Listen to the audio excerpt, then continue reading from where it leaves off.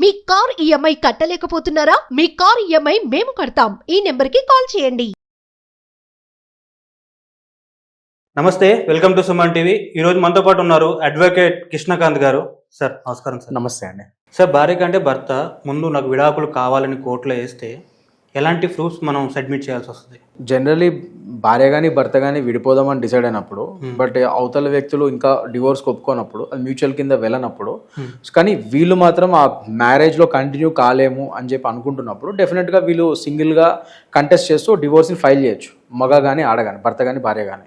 So ఒక భర్త, ముఖ్యంగా మీరు అడిగిన క్వశ్చన్ ప్రకారం, ఒక భర్తే నాకు విడాకులు కావాలి అని చెప్పి ఫస్ట్ కంటెస్టింగ్ డివోర్స్ ఫైల్ చేస్తే, ముఖ్యంగా వాళ్ళు చేయాల్సింది అసలు పెళ్లికి సంబంధించిన వెడ్డింగ్ కార్డ్ ఒకటి, అండ్ ఇది ఫొటోస్ ఒకటి, మ్యారేజ్ ఫొటోస్ ఒకటి, ఒకవేళ మ్యారేజ్ రిజిస్టర్ అయితే ఆ రిజిస్ట్రీ అయిన ఆ సర్టిఫికేట్, మ్యారేజ్ సర్టిఫికేట్ ఒకటి. సో ఇవన్నీ ఫొటోస్ ఒకటి, ఇవన్నీ పెట్టాల్సి వస్తుంది. సో దాంతోపాటు వీళ్ళ ఆధార్ కార్డు ఈయనది, అవన్నీ కూడా సబ్మిట్ చేయాల్సి వస్తుంది కోర్టుకి. సో దాని ప్రకారంగా వాళ్ళు ఫైలింగ్ చేసుకొని కేసుని ముందు తీసుకెళ్ళడం జరుగుతుంది. సార్, ఈ కేసులో ఎలాంటి గ్రౌండ్ పాయింట్స్ అడుగుతుంది కోర్టు? అంటే జనరలీ భర్తలు ఒకవేళ కంటెస్టింగ్ డివోర్స్ వేస్తే మోస్ట్ ఇంపార్టెంట్గా ఎక్కువ అసలు ఎందుకు ఏ కారణంగా మీరు డివోర్స్ తీసుకున్నా అనేది మెయిన్ పిటిషన్ రాయాల్సి వస్తుంది. సో జనరల్లీ ఎక్కువ ఏంటంటే, ఒకవేళ నిజంగా ఆయనకి ఏం బాధ ఉందో, ఒకవేళ మ్యారిటల్ క్రూయల్టీకి ఏమన్నా ఆయన వాళ్ళ వైఫ్ పాల్పడుతుందా అంటే, మ్యారిటల్ క్రూయల్టీ అంటే ఆవిడ అతనితో సరిగ్గా సంసారం చేయకపోవడము, ఇంట్లో పనులు కానీ అట్లా పాలు పంచుకోకపోవడము, అసలు కలిసి ఉందామని చెప్పి ఆమెకి ఒపీనియన్ లేకపోవడము, అండ్ ఇప్పుడు రీసెంట్ జడ్జిమెంట్స్లో అత్త మామల్ని సరిగ్గా చూసుకోకపోయినా వాళ్ళని ఇంట్లో వద్దు, మనం సపరేట్ వేరు కాపురం పెడదామని ఇలాంటి కోరికలు కోరినా కూడా అది భర్త మ్యారిటల్ క్రూయల్టీ కింద భార్య మీద ఈ డివోర్స్ అప్లై చేయొచ్చు. సో ఇలాంటివన్నీ కూడా మ్యారిటల్ క్రూయల్టీ కింద వస్తాయి. సో ఈ బేసిస్ మీద భర్త కంటెస్ట్ చేయొచ్చు. అవి కాకుండా ఇంకా వాయిడబుల్ మ్యారేజెస్ అని ఉంటాయి. అంటే ఆవిడ అవతల వ్యక్తి స్పౌస్, ఆవిడ ఒకవేళ ఇంపార్టెన్సీ, ఆవిడ పనికిరాదు, పిల్లల కంటానికి ఆమె అనర్హురాలు, కానీ ఆ విషయం దాచిపెట్టి పెళ్లి చేశారు, ఇలాంటివి. అండ్ ఆమెకి ఏమన్నా ప్రీ ఎగ్జిస్టింగ్ జబ్బులు కానీ, డిసీజెస్ కానీ ఏమైనా ఉన్నాయి, అలాంటివి, లెప్రసీ, ఇవన్నీ కూడా వాయిడబుల్ మ్యారేజెస్ కింద వస్తాయి. సో ఇలాంటి బేసిస్ మీద కూడా భర్తలు కానీ వాళ్ళు స్పౌజులు కానీ ఇట్లాంటి ఇమీడియట్గా డివోర్స్ కంటెస్ట్ చేసి వాళ్ళు వేసుకోవడానికి ఛాన్సెస్ ఉంటాయి అన్నమాట. Okay sir. సార్, ఇంకొకటి, ఇప్పుడు భర్తే ముందు నాకు డైవర్స్ కావాలని వేస్తారు కాబట్టి భరణం ఇవ్వాల్సి వస్తుంది అసలు? అట్లా అని ఉండదండి, డిపెండ్స్ అపాన్ ద కేసు. భరణం ఇవ్వాలి అంటే ఇప్పుడు అవతల వ్యక్తి మీద నాకు ఎందుకు నేను కలిసి ఉండలేకపోతున్నాను, మా ఇద్దరిది మ్యారేజ్ ఎందుకు చేయలేదు, ఎందుకు మేము ముందుకు వెళ్ళలేకపోతున్నాం అనే రీజన్స్ ఈయన వ్యాలిడ్గా ఉండి అది కోర్టు అంగీకరిస్తే ఈయన భరణం ఇవ్వాల్సిన అవసరం లేదు.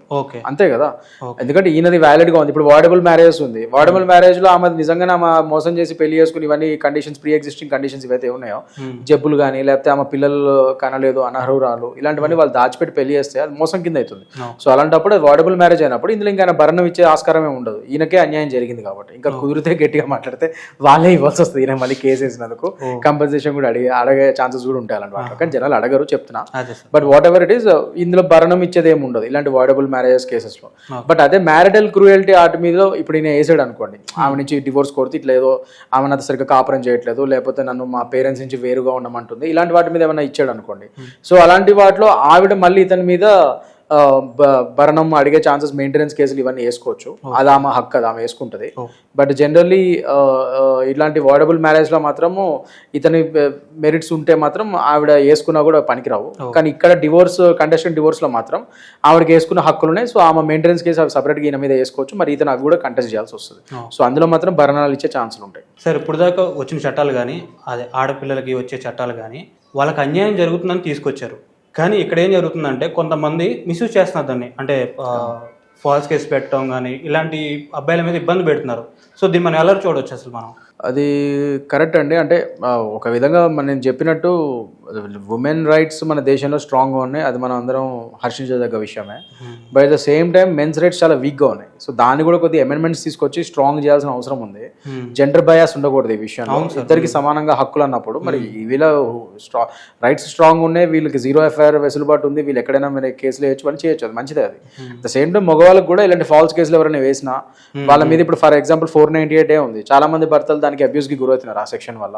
చాలా మంది అంటే నిజంగా ఆడవాళ్ళలో డొమెస్టిక్ వైలెన్స్ గురైన వాళ్ళు ఉన్నారు, నిజంగానే భర్త అండ్ వాళ్ళ ఫ్యామిలీ చేతిలో వీళ్ళు వివక్షకి అండ్ డొమెస్టిక్ వైలెన్స్ గురైన వాళ్ళు ఆడవాళ్ళు ఉన్నారు. నేను కాదనట్లేదు, నా క్లయింట్సే చాలా మంది లేడీస్ వాళ్ళు ఉన్నారు, నేను వాళ్ళ కేసులు కూడా టేకప్ చేస్తున్నాను, అది నేను కాదనట్లేదు. అట్ ద సేమ్ టైం కొందరు ఆడవాళ్ళు మాత్రం ఈ 498ని మిస్యూజ్ చేస్తూ అబ్యూజ్ చేస్తూ వాళ్ళ భర్తల మీద ఫాల్స్ కేసు వేయడానికి కూడా ఉపయోగించుకుంటున్నారు. సో అది కూడా చాలా తప్పు. ఎందుకంటే ఈ 498Aని సుప్రీంకోర్టు కూడా ఇవాళ రోజు ఒక లీగల్ టెర్రరిజం కింద పరిగణించబడిన విధంగా చెప్పారు.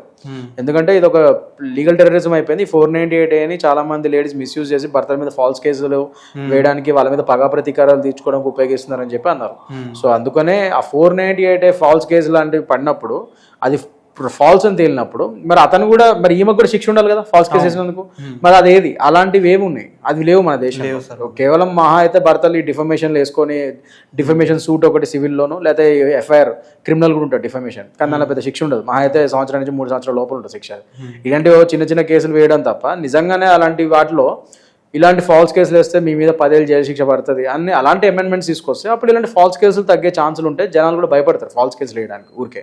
సో అలాంటి అమెండ్మెంట్స్ వస్తే మగవాళ్ళకు కూడా రక్షణ ఉంటుంది, అప్పుడు సమానంగా ఉంటుంది, లేడీస్కి కానీ మగవాళ్ళకి కానీ రైట్స్ సమానంగా ఉంటాయి.